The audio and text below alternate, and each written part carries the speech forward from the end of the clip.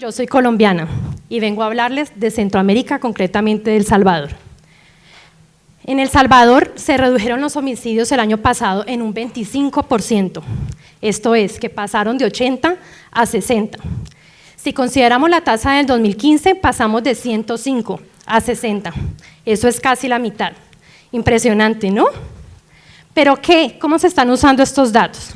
Estos datos los usa el gobierno de El Salvador y de San Salvador como una gran demostración de la efectividad de su política de seguridad. Esto aún cuando esa política ha tenido un montón de críticas, tanto por organizaciones de la sociedad civil y también, por ejemplo, por la ONU. Lo critican por su altísimo componente de mano dura e incluso por violaciones de los derechos humanos. A partir de aquí salen entonces las dos preguntas que quiero abordar. ¿Todo vale para reducir la estadística de los homicidios? Y puntualmente, ¿sabemos qué está causando la reducción de los homicidios? Gran parte de las ideas que voy a elaborar aquí vienen de una discusión que tuvimos la semana pasada, precisamente en El Salvador, y donde estuvieron varios de los investigadores que están acá en este momento y que han pasado por este escenario. Esos son los diálogos de seguridad ciudadana que impulsó el Instituto Igarapé con algunos socios en San Salvador. Entonces, este es el Triángulo Norte, y aquí aprovecho simplemente para hacer propaganda al monitor de homicidios, que es un proyecto que tiene el Instituto Igarapé, en el cual pretendemos tener la información más actualizada posible de homicidios en el mundo. Ustedes pueden consultarlo en Homicide Monitor, en homicide.igarapé.org.br. Y aquí entonces, ¿qué vamos a ver? El Triángulo Norte. El Triángulo Norte es esa región que se ha considerado como la más violenta del mundo fuera de los contextos de conflicto. Ya vimos cómo bajó El Salvador. El Honduras viene con una reducción de largo plazo de los homicidios desde el 2011, de tener una tasa de casi 90, ahora reporta casi 40. Guatemala, con una reducción mucho más lenta, ha tenido una reducción constante desde el 2009 a registrar ahora cerca de 26 homicidios por cada 100.000 habitantes. Eso es una reducción muy importante, son 2.500 homicidios menos. Y aquí podemos ver la tasa de homicidios entonces, cómo va bajando, y también cómo México va subiendo, aproximándose a Guatemala. Ahora, vemos aquí entonces cómo la problemática se vuelve mucho más fuerte en las poblaciones jóvenes. Por ejemplo, un joven entre 30 y 39 años tiene una tasa de homicidios superior a los 420 homicidios por cada 100.000 habitantes. Ahora me voy a concentrar entonces en El Salvador, y como vimos en esta tasa anterior, tiene una tasa muy oscilante. En el 2012, El Salvador ocupaba el número 8 en el ranking de homicidios del mundo. Después de 2015, cuando superó a Honduras, es el país que tiene la tasa de homicidio más alta. Aquí entonces voy a decir un poco cuáles son las características de la violencia de Centroamérica.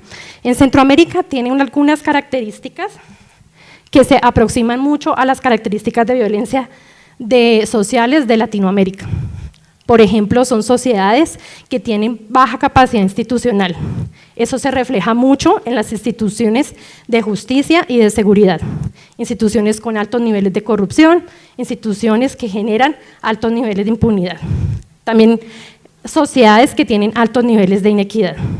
En Centroamérica, pues sabemos en esos países de Triángulo Norte que hay dos factores importantes: las pandillas y diferentes niveles de involucramiento con el trasiego y tráfico de drogas. Entonces, las características de la forma de la violencia en El Salvador han determinado en gran medida la forma como se ha afrontado la violencia.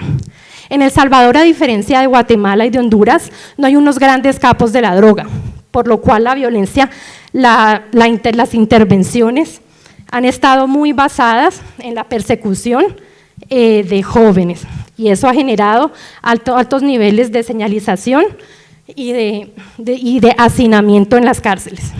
Y aquí, en las cárceles, es donde se refleja la peor cara de la política que no solo es una política de mantenimiento del orden, sino que es una política que ya se puede decir como represiva, una política de mano dura.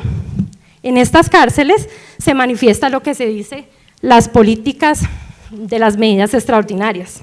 Las medidas extraordinarias se implementaron en el 2016 después de un gran aumento de la tasa de homicidio. Ahí. ¿Y qué se puede ver en las cárceles? Hay personas que no ven a sus familias hace 2 años. Hay personas que no pueden tener conversaciones con los abogados. Incluso las condiciones de salubridad son terribles. La tasa de prevalencia de tuberculosis es impresionante en las cárceles de El Salvador. Entonces vemos cómo estas políticas de mano dura han sido terribles y como hemos conversado en la reunión de El Salvador, no existe una evaluación de las políticas públicas de mano dura. Lo que sí sabemos es que estas políticas tienen unos efectos negativos terribles. Y bueno, las políticas de mano dura por lo general aparecen en contextos electorales porque es muy fácil prometer reducciones de la violencia rápidas que se pueden medir y esto cala bastante también en el ideario de las personas. Pero lo que tenemos que saber es que estas políticas no generan reducciones de la violencia sostenibles. Por ejemplo, también vemos otro caso como el de la tregua. Y lo que contó Benjamín es supremamente importante. Aquí no estamos abordando factores estructurales, no estamos abordando las causas de la violencia.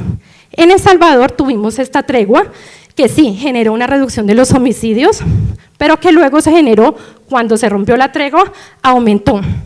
En la reunión que tuvimos en El Salvador se dijo que esto es un atajo político, esto no está abordando las causas de la violencia.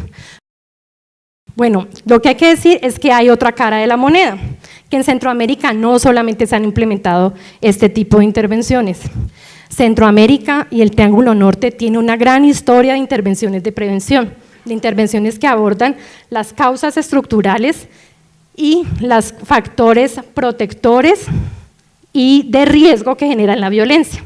Estas son intervenciones que no son muy visibles, que no son muy mediáticas, que no tienen esos grandes impactos, pero son las únicas intervenciones que podemos considerar que tienen efectos sostenidos y efectos en el largo plazo. ¿Por qué? Porque precisamente abordan esos factores. Por ejemplo, en El Salvador pudimos ver cómo hay intervenciones que abordan el tema de la inequidad social, principalmente en el tema de los jóvenes que no tienen oportunidades de empleo y de educación. Miremos otra cuestión contextual. En El Salvador han salido más de 2 millones de personas. Eso es casi un 25% de la población. Eso que ha generado que hay una gran cantidad de familias desintegradas, donde los niños han quedado a cargo de familiares o de otros vecinos. Ahí hay una oportunidad de intervención. Hay muchas intervenciones focalizadas, como la que hemos visto, como el accionar de la policía, como disuasión focalizada, como el trabajo cognitivo-conductual, en el cual se trabajan temas para reducir la reincidencia y para, por ejemplo, mejorar el manejo de la ira. Entonces, aquí, por ejemplo, vemos un ejemplo que vimos en El Salvador, nos mostraron cómo están desarrollando intervenciones en las cuales mejoran la manera como los jóvenes se integran con la comunidad. Por ejemplo, en este caso, a través de murales y a través de grafitis.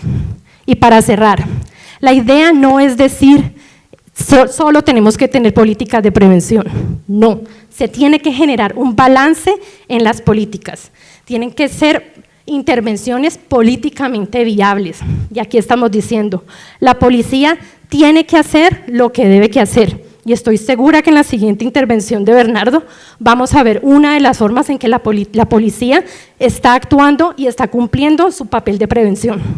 Solo con esta combinación de políticas podemos generar reducciones de la violencia sostenibles en el tiempo. Gracias.